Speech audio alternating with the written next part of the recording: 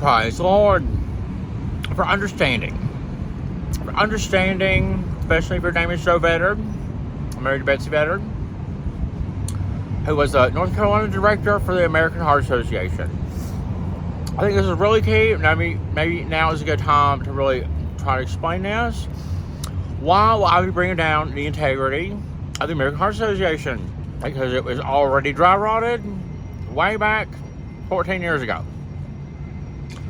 And it does have a very good purpose. It's true that it was, and it still is.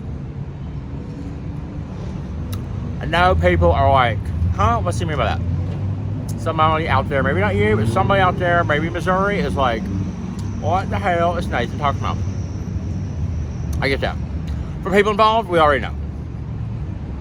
And because my life is segmented into, all these boomers' divorces and interning and living in different parts of the country, basically doing my best as a millennial to survive the boomers.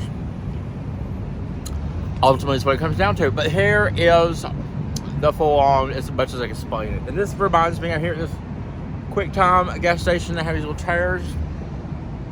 Reminds me a lot of working at Sheetz. Summer 2006. I was working at Sheetz the night Uncle Sam died. Uncle Sam, from McDowell County, West Virginia, did a really good job being a family leader as America's Best Family version 1.0 divorced itself for the very first time with Representative Sarah Stevens, chunky butt herself, who was like on board with physical activity laws for me and Betsy and Pam and Ron, the Skates. Full time.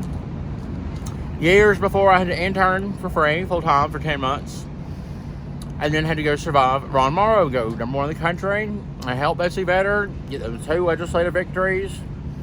Passed the only 2 in that organization, not American Heart Association, but the organization I work for. We were collaborators with my mother's divorce attorney, Representative Sarah Stevens, chief politician still today, for 16 years, America's number 1 TV hometown, Mount Airy, North Carolina, home of Andy Griffith Show. Okay, so what the key things to understand, Joe Vetter, are: you're married to Betsy. Betsy's this horrible boomer. That, along with Pam Stevens of the North Carolina Alliance for Health, which I do really kind of consider she might as well have been running the Girls Gone Wild DVD company, but she wasn't, not even close. It was the North Carolina Alliance for Health. American Heart Association, the North Carolina Alliance for Health, 2 organizations that really cared a whole lot. We're so proud of making sure cigarettes were not available in bars and restaurants. Then I come along right after that, and they were like, we gotta care about physical activity. Because Ron Morrow does. Because Ron Morrow was a husky boomer, still is, and he's also a skis.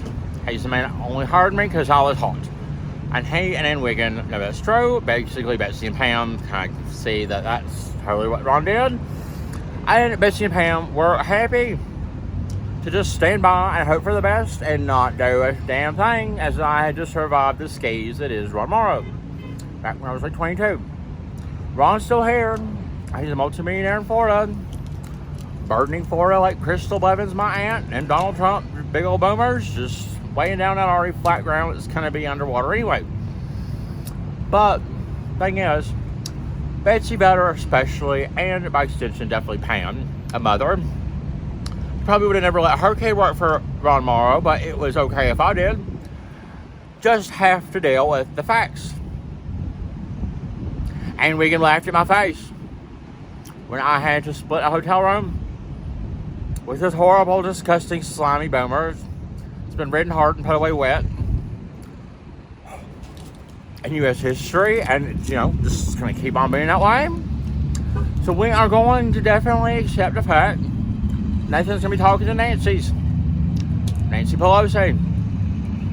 We should be praying for Dave. And then that video. We should be praying for Dave. That video I just did yesterday. Dave doesn't want to give me furniture. Got in a car wreck. He's in Nancy Pelosi's district. Nancy Pelosi's a survivor of Tom Acosta, because Tom Acosta, January 6th, trying to kill her. And Nancy Brown. Nancy Brown, well, she's a bummer. She's the CEO of American Heart Association. American Heart Association is this silly little organization that has a budget of $1.2 billion. Say that because SAS, software company that 20-year-old fellow survivor Ron Morrow, Brandon Beasley, was educating SAS with this grant that we had. SAS, is a software company, is going to make $246 billion this year. So American Heart Association is like 245 times smaller than SAS. But Joe Biden considers it real. We're just going to have to let her know. We're going to have to let her know that, like, Betsy Veteran, formerly Catholic, doesn't know about the resources in Denver. Never really seemed to catch on. I wasn't asking her for the homeless resources in Denver. I was asking her, like, back, basically, I was like, Betsy. I may not directly say the words, but I think Betsy basically also knew this pixie stick boomer, whose job it really was to protect me from Ron Morrow, named Freddie Lee Heath, another employee of North Carolina Department of Public Education, like Ann Wiggin. All these city bummers just sat back and did whatever they thought was best for them. And now it just turns out, I've crossed this nation 6 times without a home. Tom Acosta is a child molester suing the state of West Virginia. And if I bring down the integrity of the American Heart Association, it's just, I believe, going to help things the way I want them to go.